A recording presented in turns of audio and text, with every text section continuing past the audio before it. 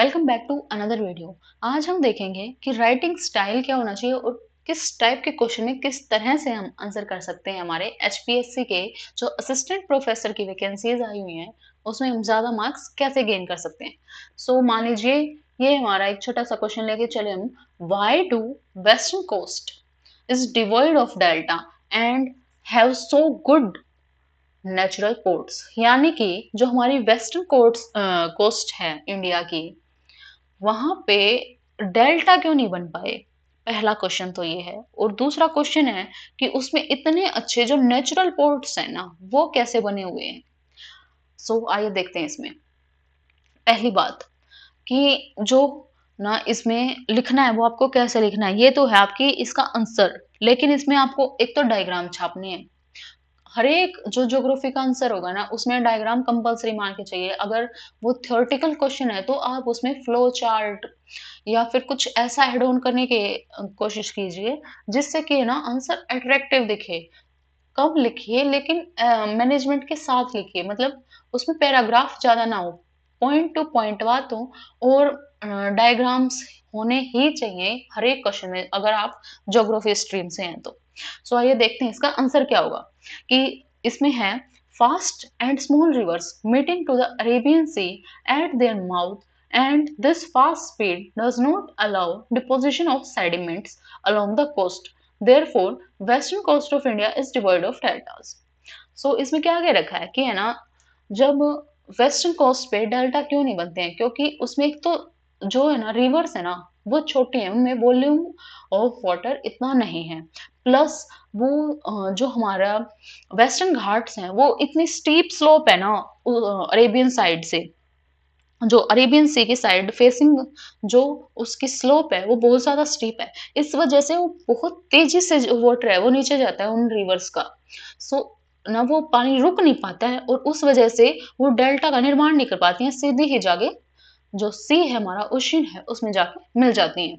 इस वजह से वो सेडिमेंट्स डिपॉजिट नहीं हो पाते हमारी कोस्ट के साइड पे, कोस्ट के अलोंग, कोस्ट के साथ में। इस वजह से वहां पे डेल्टा का निर्माण नहीं होता है। ये तो हो गया हमारा पहला पार्ट इस क्वेश्चन का क्लियर, आ गया समझ में।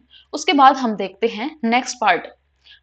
Since west coast is a submerged type coast, therefore it provides better depth and ria nature type of coast provide better shelter. On such reason western coast is good for natural ports. इसमें क्या कह रखा है कि उस पे natural जो port है ना वो इतने अच्छे कैसे बने हुए हैं, क्योंकि ये है आपको सभी को पता है कि जब ये जो हमारा पेनिनसुलर इंडिया का जो पोर्शन है वो अलग से टकराया था, प्लेट टेक्टोनिक्स हुई और फिर हिमालय का निर्माण हुआ। तो उसमें ना वो इतना ज्यादा थ्रस्ट था ना, इतना ज्यादा फोर्स था कि हमारा जो ये पेनिनसुलर इंडिया है ना इसका जो प्रायद्वीपीय भाग है ये इसमें ना फॉल्ट क्रिएट हो गया था और जो आधा पार्ट है ना वो सबमर्ज हो गया था। कैसे? जैसे ये हमारा प्रायद्वीपीय भाग था, ठीक है, तो इसमें है ना यहाँ से ये हमारी होगी यूरेशियन प्लेट। तो ये जब इससे टकराया ना तो यहाँ पे ऐसे आके इसकी फोल्ड क्रिएट होगी और ये वाला पार्ट ऐसे टिल्ट हो गया इधर की साइड और ये हो गया सबमर्ज। इतना पोर्शन, ये वाला जो पोर्शन है इतना, ये हो गया सबमर्ज सी में। इस वजह से वहां पे जो रिया टाइप की कोस्ट है ना वो जनरेट होगी। और रिया टाइप की कोस्ट क्या होती है वो आपको अनदर वीडियो में देखना पड़ेगा। वो रिया टाइप की जो कोस्ट जनरेट हुई ना वो नेचुरल पोर्ट्स के लिए बहुत ज्यादा अच्छी होती हैं, क्योंकि उसमें अंदर तक पानी आ जाता है। शिप्स को दिक्कत नहीं होती, वो फंसती नहीं है और सीधा अंदर तक आ जाती हैं, इसलिए हमें आर्टिफिशियल पोर्ट्स बनाने की जरूरत नहीं पड़ी। This is the question. हम एक और एग्जांपल लेते हैं। Why do western coast of India is highly indented. Indented का मतलब है कटा फटा होना, यानी कि जो वेस्टर्न कोस्ट है हमारे इंडिया की वो ऐसे मतलब जो ईस्टर्न कोस्ट है वो तो स्मूथ है, ऐसे यहाँ से ऐसे गई और फिर यहाँ से ऐसे हो जाती है। लेकिन जो हमारी वेस्टर्न कोस्ट है ना वो ऐसे ऐसे ऐसे ऐसे है, ऐसे ऐसे। तो ये होती है इंडेंटेड। वो क्यों है वो देखना है वो हमें। एक्सप्लेन रिया कोस्ट। देखिए इसमें आ गया रिया कोस्ट क्या होता है। सो अब देखते हैं हम, V-shaped valleys perpendicular to the coast creates RIA type of coast। यानी कि V शेप की वैलीज जो कि कोस्टल एरियाज पे क्रिएट हो जाती है ना, सी रिवर्स के कारण। जैसे ये रिवर आई, लेकिन किसी कारण ये रिवर सूख गई, लेकिन यहाँ तक इसकी वैली तो बन गई ना, तो ये किसी न किसी तरह ड्रेनेज तो करेंगे ही। अपने पहले पार्ट में अब सूख गई तो क्या हुआ, तो ये वी आकार की घाटी बना देती हैं, और जब इनमें पानी चला जाता है ना, तो इसको बोलते हैं हम रिया कोस्ट। तो रिया कोस्ट समझ में आ गई क्या होती है। इस वजह से ये हाईली इंडेंटेड दिखाई देती हैं। कौन सी, western coast of India. On the western part of Western Ghats is highly scarp. Therefore, it has several small and agile rivers, and these rivers are creating Ria type of coast।